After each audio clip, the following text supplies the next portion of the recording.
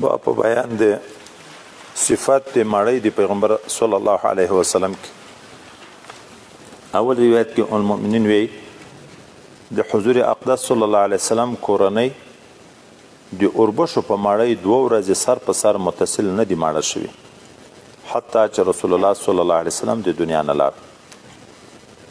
دا بل روایت کې د حضرت پیغمبر علیه السلام د کورنۍ نه پسترخان کې مړی نه د زیاته شوی حال د مړی هم د اوربشو مړی و خو دا د روټه مړی هم پسترخان کې نه د زیاته شوی دومره کم شی بو چې ټول بو خوړل شو پاتې کېده نه ځکه مړک نه دراغلی.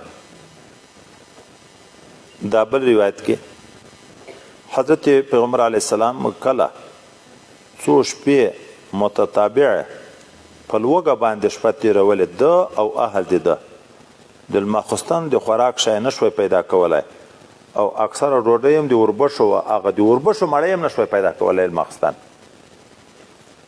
دلته اوس خبره ده حضرت پیغمبر صلی الله علیه وسلم او د ده ازواج مطهراتو د مسکنت په حال کې د شپې مړی نه په لوږه شپه تېره کړې یوه نه څو شپې داسې راغلي دي که یو ورځې به یې لږ څه وخوړه خو د شپې به نه وه. ولې دا صحابه و د پیغمبر علیه السلام سره کومک نه کوه ولې په صحابه کې ماړه صحابه نه و موجود چې هغو کومک کړی وای نو دی وی دا وجه نه ده چې دی چې په لوږې شپې تېرولې چې صحابه و کومک نه کوه په صحابه کې ماړه نه و ماړه خو وایي څه کوې که مسکینان په دې خبر وای چې رسول الله صلی الله علیه وسلم په کور کې شی نشته هغه د خپلې خولې شی به یې ورکړي و دی به نه و خوړلي هغه ته به یې ورکړي و یسرون علی انفسهم د رسول الله د یو شاګرد د یو میلمه یې دومره قدر کوه چې خپل اهل و عیال ټول وږي ویده کړه بیا به د رسول الله صلی الله علیه وسلم سره نه کول. خبره دا وه چې رسول الله صلی الله علیه وسلم خپل وقار ساتو د دې منصب قدر یې ډېر کوه چاته یې حال نه ښکاره کوه. موږ کې خو دغه کمزوري دی خدای هم دې په حال رحم وکړي که پیر ده که ملا ده که طالب ده که مجاهد ده که صوفي ده که آغا صاحب ده که څوک ده که لږ تکلیف را باندې راشي ټوله دنیا خبره وه. دوی دا وقار ګوري چې بل ته ووایه چنده کوې خو سوال ده چې چنده نه کویم خپل حال ښکاره کوې کله سوال تعریضی وي کله خو صریحي سوال وي کله تعریضی وي. یو ماړه سړی د وړاندې د په مجلس کې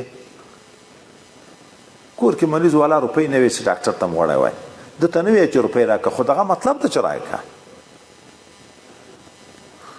نبی علیه السلام خپل وقار ساتو خپل منصب احترام یې کوه دا حال وای نه ښکاره کوه که نه یې ماړه خو څه کوي چې مسکینان صحابه په دې خبر وای چې نن د نبي کریم صلی الله علیه وسلم په کور کې شی نشته دوی به هغه خپل شی وروړي و خو دوی به شپه په اوږه تېره کړې وه نبي علیه السلام به یې لوږې ته نه و ورکړی.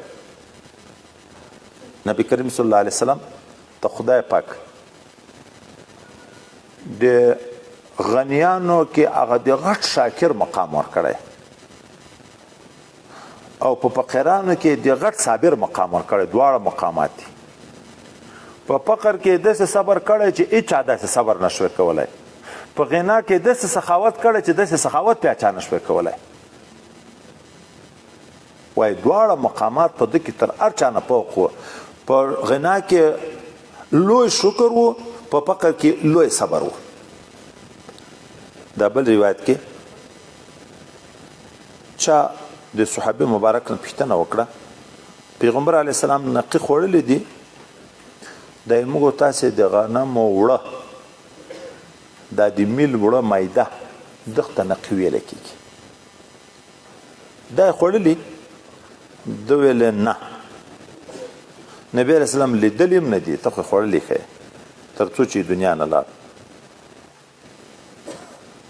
ښه موږ غلبیل ورته ویو دا وړه چې په صفا کوي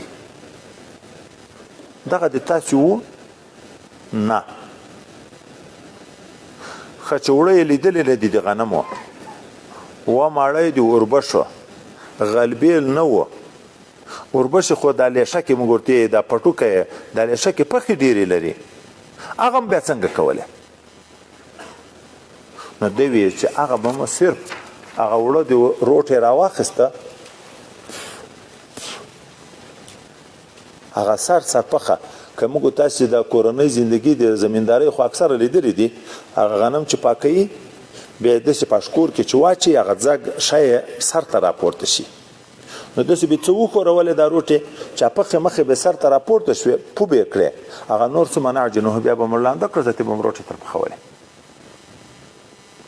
دا بل روایت کې حضرت پیغمبر علیه السلام په میز باندې برسېره خوراک نه ده کړی، په کنکیو پلیټو کې خوراک نه ده کړی، نری مړی پاسته یې دته نه ده پوخ شوی، نو خوراک یې په څه شي کوو؟ په سترخوان. اوس دلته څو شیان دي. اول خوان مخکې وایي د مترفینو عیاشو خلکو عادت و چې دوی به میزونه جوړ و د اوسپنې په یغ به یې کاسه ولډینګ کړې وه، خادمانو به چې ترکاري راوړه په یغ کې به یې ورته واچوله، میز چې داسې جګي کاسه په یغه یي، سړی چې خوراک کوي نو داسې به ځان ورته جګوي چې عیننې کاسه ویني، خېټه ټوله خلاصېږي. پرون مو ویلې و ډېر خوراک شریعت موږ ته منع کړی ده که نه ده منع کړی، او چې کوز په سترخوان خوراک کوي ورټیټېږي خېټه سره ننوځي، د تقلیل حکم ده، نو پاس په میز خوراک نه ده کړی. اوس په میز خوراکو حکم څه ده شته که نه؟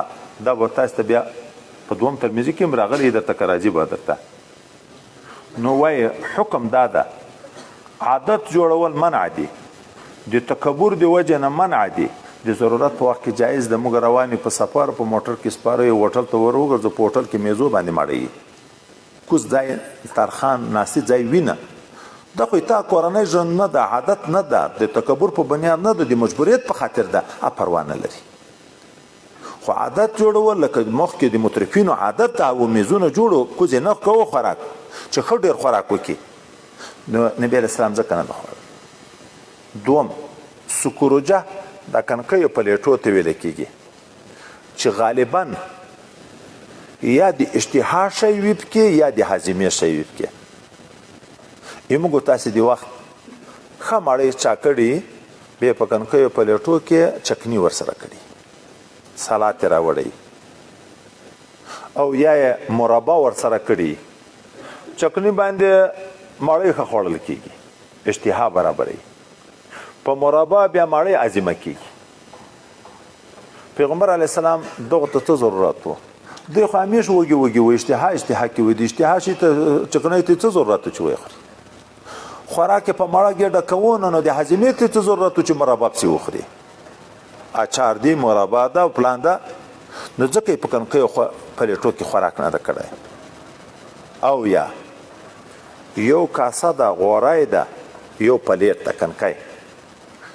دا د نن سبا دور اکثرو د ترقي دور چې راغی، ترکاري راوړي مړۍ کې ډونګه دی ورته هغه ډکوي، شاوخوا خالي پلیټونه کېږدي، هر سړی د خپل ضرورت په انداز وراچي، دوه نفره په یو پلیټ نه سره کېني، یو نالبکه یو پلیټ غوری راوړي ډک، هلته خالي ورسره راوړي ځان ته یې لږ لږ اچي، او لویه کاسه باندې ګډ خوراک کېږي. نبي علیه السلام عادت مبارکه دا و چې اجتماعي خوراک پې کوه، ګوښه خوراک یې نه کوه، په کنکیو پلیټو کې خو ګوښه خوراک کېږي. یو ځای به تاسو ته راشي، صحابي مبارک راغی، پیغمبر علیه السلام ته ویي مړۍ خورو خو زړه مو نه په مړېږي، شومه په زړه کې نه پیدا کېږي. پیغمبر علیه السلام ورته ګوښه خوراک کوئ که ګډ وایي؟ ګوښه. نبي علیه السلام ورته نه ګډ خوراک کوئ، په ګډ خوراک کې برکت. په کم خوراک سړی مړ شي؟ که د حضرت جابر په کور کې مړۍ د خندق واقعه سبا او بله ورځ به راځي موږ تاسو ته وینو لاس کسانې په یوه کاسه کېنول. نو په کنکیو لوښي کې پیغمبر علیه السلام خوراک د دغه وجې نه ده کړی. دا بل روایت کې حضرت مسروق چې حضرت عایشه رضی الله عنها دای په زویګلوي نیولی و، دی وی چې زه حضرت ام المؤمنین عایشه رضی الله عنها ته ورغلم، ما ته یې مړۍ راوغوښته، بیا ما ته ویایي اوس هر وخت کې چې زه مړۍ خورم که دا وغواړم چې وژاړم دستي ما ته ژړا راځي. استحضار د بقا د دا ژړا لکه تیاره چې حاضر یي چې هر وخت د مړۍ په وخت کې وغواړم چې زه دې وژاړم ما ته ژړا راځي. ده ورته ویلي ولې؟ وایي ما ته هغه حال را په یاد شي چې حضرت پیغمبر علیه الصلاة والسلام په هغه حال د دنیا نه تللی. والله که پیغمبر علیه السلام د مړی او د غوښې نه 2 وارې په یوه ورځ کې چیرې موړ شوی په زندګي کې.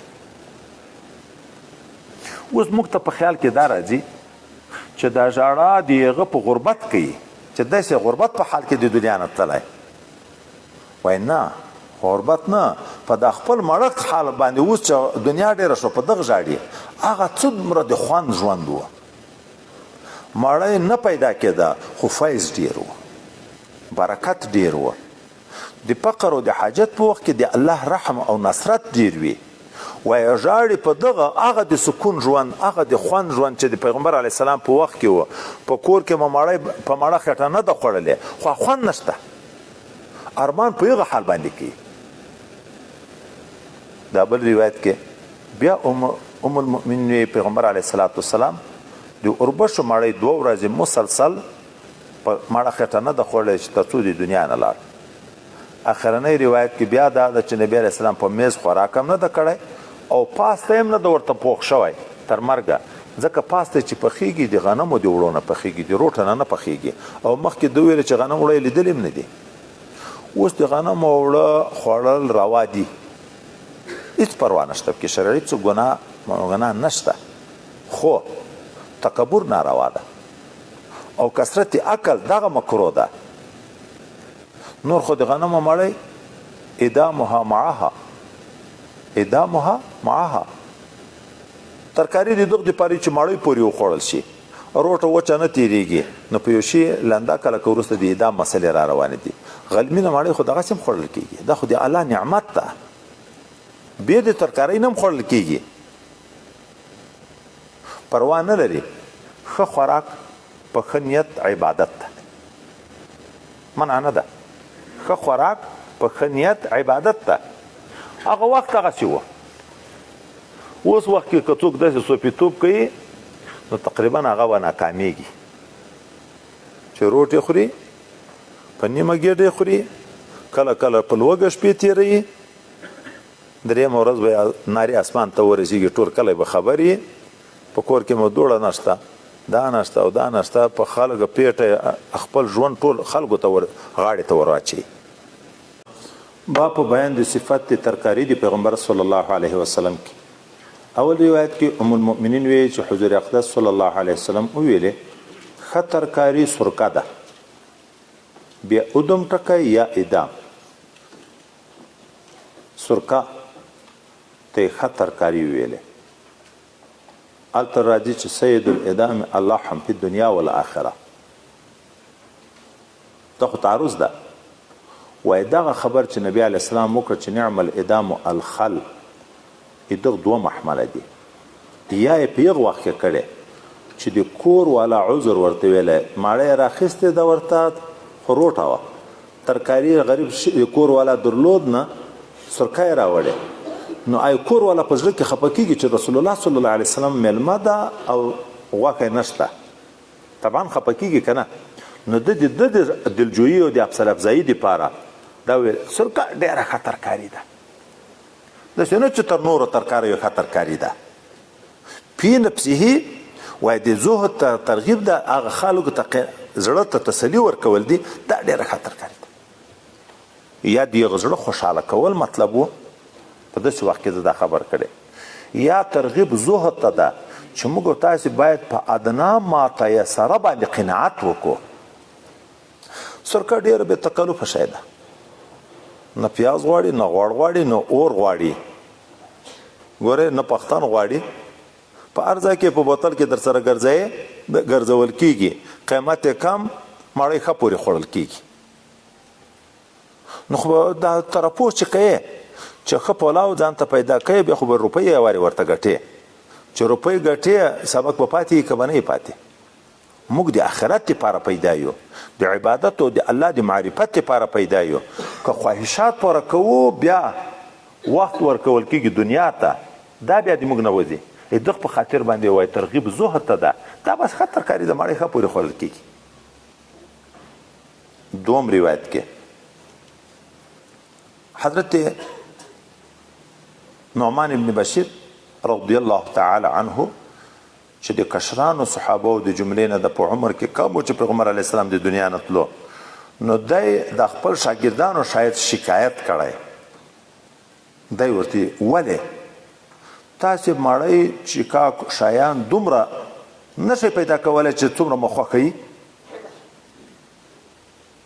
ما د تاسې نه بې لیدلی پوچې خرماوې دومره نشوی پیدا کولی چې خپله خېټه په مړه کړي.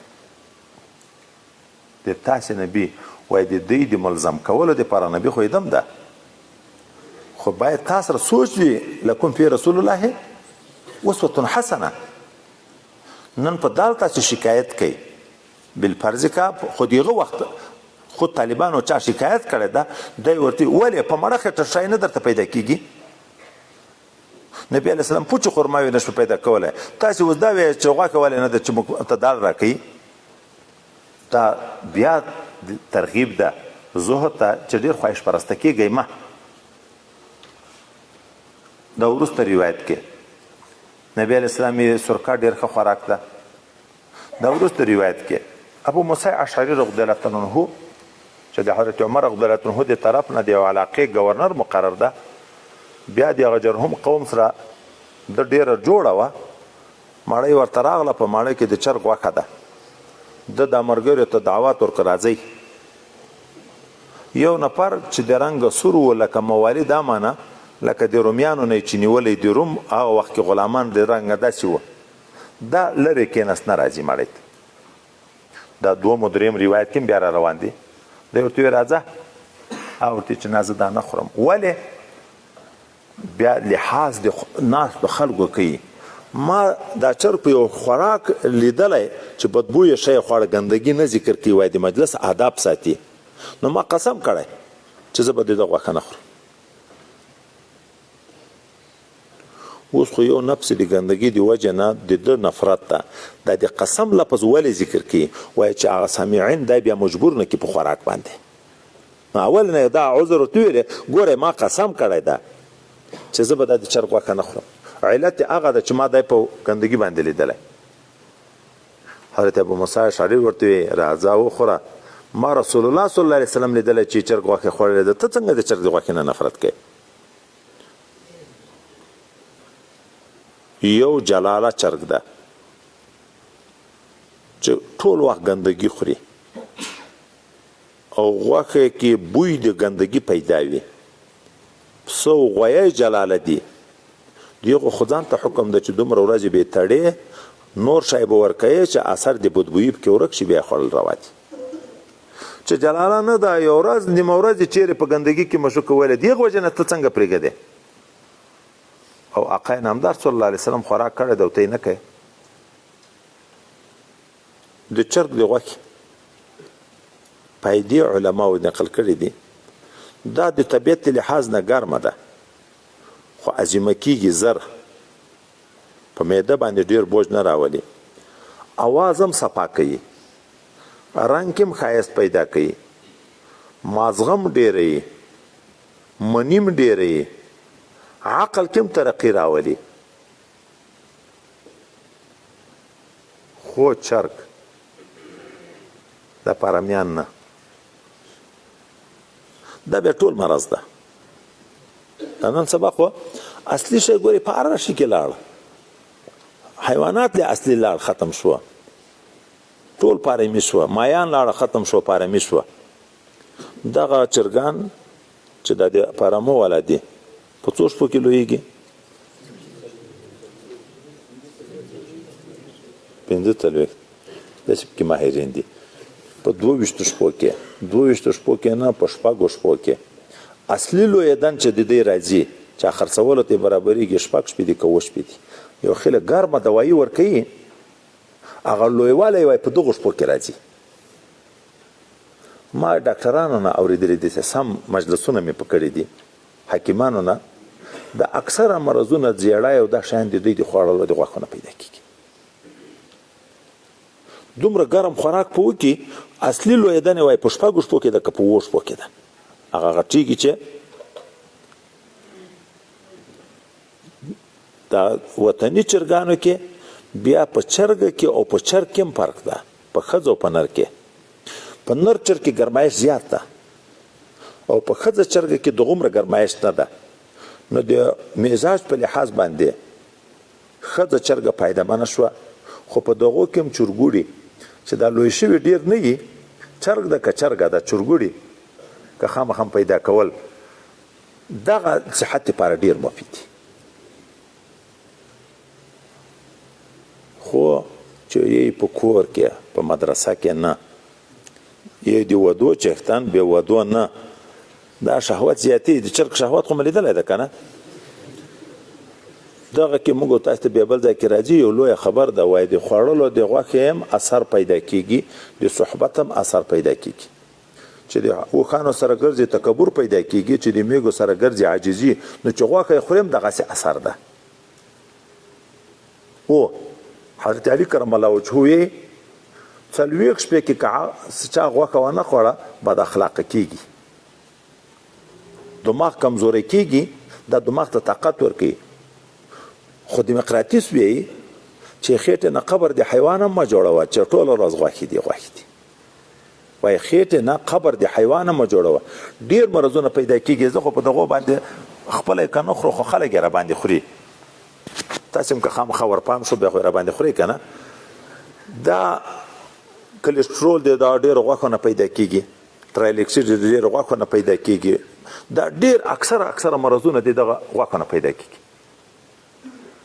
سبزي ډاکټران ډېر خوښوي خو بل تر دغه هم چې فکر وکړو وایي د صحت بدن دپاره مختلفو غذاو ته ضرورت ده ځکه نبي علیه السلام قصر په یو قسم غذا نه ده کړی چې غوښه ورته پیدا شوې غوښه یې خوړلې ده د چرګ چې دا بل باب د زاڼې پیدا شوې د زاڼې غوښه یې خوړلې ده چې لاندی پیدا شوی لاندی یې خوړلی ده چې کدو پیدا شوی د کدو یې خوړلی ده چې سرکه پیدا شوې سرکه یې خوړلې ده یو قسم خوراک هم وایي بدن ته تاوان کوي دا چې سړی د طب و رسالې وګوري زه لږ په غږېږم په طبو باندې خو عمل تاسې مه پکوئ ځکه سپیشلیست نه یم هر قسم خوراک کې خدای پاک ځان ته ویټامینونه پیدا کړي دي د بدن ویټامین ای ویټامین بی ویټامین سی ویټامین ډي دغو ته ډېر ضرورت ده چې خو نور ویټامینونه هم دي دا اکثره خدای پاک په د میوو کې سخت ډېر پیدا کړي دي او په سبزیو کې سخت ډېر پیدا کړي هغه چې ډېر ارزانه دي په یغو کې ډېر پیدا کړي تر ډېره نه ډېر طاقت پیدامن په ګازرو کې سخت ډېر دي اکثره ویټامینونه په دغو کې ډېر دي اکثره ویټامینونه په هګیو کې ډېر دي خو چې څوک زیړی نه لري کلسترول نه لري شوګر نه لري زیړې بیا مضر دي دا د وطني چرګو دغه چې په څومره قسمه مواد ویټامینونه په نورو شیانو کې دي اکثره دا سیب کې دغومره ډېر دي په کیله کې دغومره ډېر دي په انګور کې موجود دي ګوپي کې دا شلغم نه دي شلغم خام خوړل تر پختن هم په خامو خوړلو کې ګټه ډېره ده په پختن باندې اکثره د شیانو طاقت ختمیږي بیا د موږ په پختن چې دومره اور په پسې کې چا پخی هم په مړو اور به وایي شی پخی چې سوکا پوخ شي هغه اصلي طاقتي مواد هغه تر اوبو کې په جوش کې لاړ نه شي به هر تقدیر ډاکټري مې بې ځایه شروع کړه پیسه هم نه ده راکړې په لګیا شم نو چرګ غوښه پایدې هم لري نبي علیه الصلاة والسلام هم خوړلې ده د زاڼې غوښه خوړلې ده خو د زاڼې په غوښه کې بیا دا خاصه ده که څوک یې ډېره خوري دا سړی به ډاران ډېر وي زاڼه کې وایي ډار ډېر ده لکه سوی کې هم ډار ډېر ده د سوی غوښه چې څوک ډېره خوري شهوت به هم ډېر وي په سړي کې خو ډار به هم ډېر وي زاڼه کې هم ډار ډېر ده دا دومره ډارن شی ده چې اکثره وخت د لوږې نه مري وجودونه یې تاسې لیدلي دي ډېر غټ خو ټول عمر به مزه یې نه ووینې کم خوراک کوي ډېر احتیاطي دوایي ډېر اوږده مزلونه کوي او ډېر په ډار کې وي خو چې غوښه یې څوک ډېره خوري وایي په سړي کې هغه ډار اثر پیدا کېږي په معده هم لږ درنده ده غوښه او دا بل روایت دوه کې بیا نبي علیه الصلاة والسلام د زیتونو د تیلو ترغیب کوي کلو زیته ودهینو به زیتونو تیل خورئ هم ځان هم په غوړوئ ځکه دا د مبارکې ونې نه دي من شجرة مبارکة زیتونة لا شرقیة ولا غربیة آیات مبارکه چې ذکر کیږي اولیاء او انبیاء دعا ورته کړي حضرت ابراهیم علیه السلام اول کې، حضرت محمد مصطفی صلی الله علیه وسلم اخر کې، او یو انبیا او دعا ورته کړی دي. او دا غوړی د خدای شان ده، کلسترول نه لري. دا نور غوړي هغه تاوان لري چې کلسترول په بدن کې پیدا کوي، وینه کې چربي. کلسترول دا معنی وینه کې غوړ دي. او دغه غټ تاوان دا ده چې بیا شوګر هم تر پیدا کیږي، بیا اټپی د زړه عملیه چې راځي دا رګونه چې بند شي، دا هم دغه نه پیدا کیږي چې دا وینه کې غوړ ډیر شي. خو دا مواد نه لري. زیتون تیل ځان غوړول، سر غوړول، خو یو خبرې لحاظ به وي چې بیا څوک په حدیث باندې رد ونه کړي. وایي د ګرمو ملکو خلکو دپاره د زیتونو تیل فایدهمند دي، ساړه ملک کې نه، ساړه په موسم کې. دوم، سر غوړول په فایده لري خو ډیر نه. د ډیرو غوړولو د وجه نه ګرمایش ډیر چې کله د سترګو نظر ختموي، په سر کې دانې پیدا کوي. کله کله غوړول د ټول بدن غوړول ګټه لري، د پښو تلو غوړول ګټه لري. خو وای د موسم او د لحاظ د وطنو لحاظ به یې پکې ګرمو ملکونو کې فایدهمند. عرب ګرم دي، زیتون دیم په یغو طرفو کې ډیر. نبی علیہ السلام د خپل وخت خلکو ته دا خبره کړي. خو ورسره وای دا چې غوړول وي همیش نه، که مسلسل همیش سر په غوړی کله د سترګو نظر ورسره خرابېږي. نو زیتون خوریم، دا عجب کمالات خدای پاک کې ایښي دي. هم د چراغ تیل وای تر جوړیږي، چراغ په بلیږي، هم ترکاري د مړۍ په لندېږي. ما په میاشتو نه په کلو کلو د سهار ورسره خوړلی دي. دا کلسترول په خاطر زم دا کلسترول تکلیف کله مې بیخي ډېر شي، کله لږ څه کمي. خو دا جارت خوري د سهار په ناشته مړۍ به مې پورې کوله، دغسې سړو سره پختن مختن نه غواړي. خو معدې ته صباغت رنګ ورکوي، بدن په غوړېږي، فایدې وایي سختې ډېرې دي. حتی په یورو کې هم فایده ده. هغه پاڼه ونه چې وسوځي په دغه یورو کې ورېښمن بیا صفا کېږي. دا ورېښمن چې منځي زرګران دغه د زیتونو په د ونو په یورو کې هغه ورېښمن هم ښه صفا کوي. دا بل روایت کې حضرت انس رضی الله عنه چې خادم د ان حضرت صلی الله علیه وسلم ده، چې نبی علیه السلام ته به کدو ډېر خوند ورکوه. یو ورځ چماړی ورته راوړه، یا دای میلمستیا ته بوتلو چې وروسته روایت کې د خیاط واقعه راځي. ما چې د نبی علیه الصلاة والسلام د کدو مینه ولیده، نو حضرت انس وایي زه لګیا شوم د کاسې د نورو طرفونه مې کدو رااخیستې، د مخ ته مې یخ. دا بل روایت کې حضرت حکیم ابن جابر وایي د خپل پلار نه حضرت جابر نه روایت نقل کوي چې زه د نبی علیه السلام کور ته ورغلم چې کدو یې د ده په وړاندې میده و خادم. ما ورته ویل دا څه دي؟ وایي طعام په ډېره وه.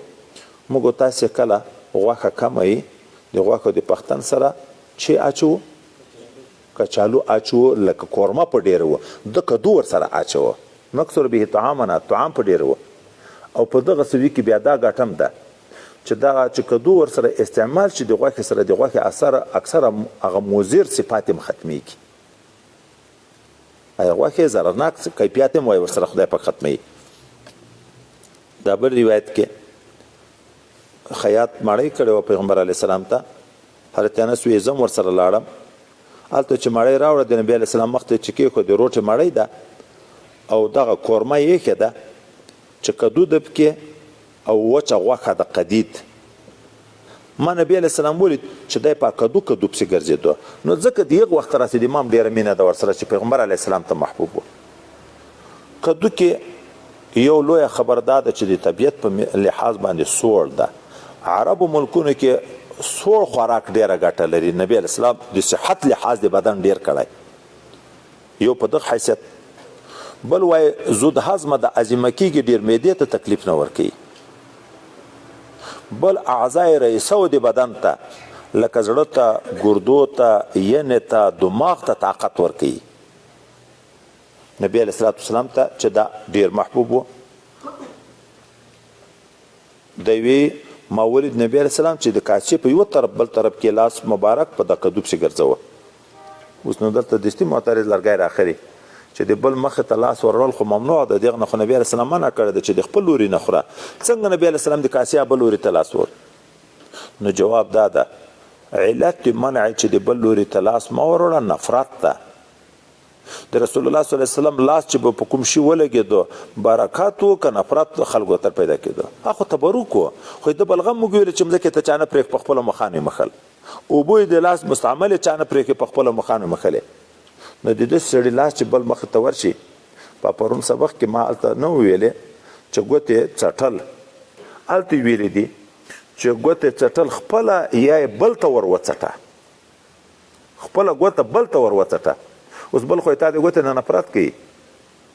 نو هلته ویلې دي یا کنکی اولاد چې په مینه د تا ګوتې در څټي یا خپله بیبي یا شاګرد خاص چې محبت موجود شو وای د تا په هغه پاسخورده د برکت حاصلوي. دا د ځان دپاره فخر بولي چې ته خپله ګوته په ککړه د ده په خوله کې ورکوې.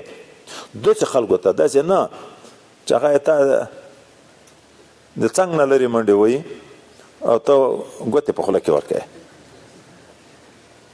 دا بل روایت کې نبی کریم صلی الله علیه وسلم ته حلوا او عسل محبوب و. حلوا که د حلو نشي خوږوالی عسل ذکر کول تخصیص بعد التعمیم ده. خوږ شي خوند ورکوه بیا نو شاتو خو ډېر خوږ شي خوند ورکوه ځکه وایي دا سریع الهضم ده. موږ ته قانون دا ده چې خوراک وکړي بیا خوږ شی پسې وخوري هضمه هم ښه راولي. دی وایي زر خو هضمه کېږي او کوم شی چې زر هضمه کېږي بدن ته طاقت ورکوي. نو نبی علیه السلام ته دا محبوب و. او که حلوا نه دا مشهوره حلوا واخیستی شي لکه نبی علیه السلام ته د کجورو حلوا خرما چې په شودو کې پخې شي حلوا تر جوړه شي بدن ته ډېر طاقت ورکوي. دا او عسل بیا عطف د مغایر د عسل خو نه ځان ته شی د حلوا خوند ورکوه او عسل خوند ورکوه. او د آخر روایت کې ام المؤمنین وایي د پیغمبر علیه السلام ته دغه پختۍ ورنږدې کړې چې کباب کړې وې. پیغمبر علیه السلام خوراک ته روکړو بیا جګ شو لمانځه ته اودس یې مو ونه کړو. دا مسله بیا تاسو ته په طحاوي کې ښه تفصیلي راځي. نور خو په اوله ترمذي او ابو داود په دغو کې هم راځي وضو من مامسة النار چې شی په اور پوخي چې ودې خوړ بیا به اودس کې. بیا خبره غوښو ته لاړه بیا په غوښو کې د اوښ غوښې ته لاړه. وروسته دا حکم مرفوع ده اوس نشته وضو من مامسة النار. د هغو نه یو دلیل دا ده نبي علیه السلام کباب شوې غوښه وخوړه او اودس یې ونه کړو. اودس یې و په دا خوړلو اودس نه شو مات اودس یې بل ونه کړو. ورسره موږ ته جواز د کباب هم راغی چې دا په ترفوه کې نه ده. داسې نه ده چې دا د عیش پرستو خلکو کار ده. حضرت ابراهیم علیه نبینا علیه السلام ملایکه ورته چی راوړه عجل حنیز راوړ کنه کباب شوی په اور کباب شوی چې په تیږه باندې پوخ کړی و. نو وایي د کباب نه ممانعت نشته او بلکې د کلسټرول دپاره ښه هم ده. غواړي په اور وسوځي کلسټرول چې څوک لري بیا دغه ته ډېر تکلیف نه ورکړي.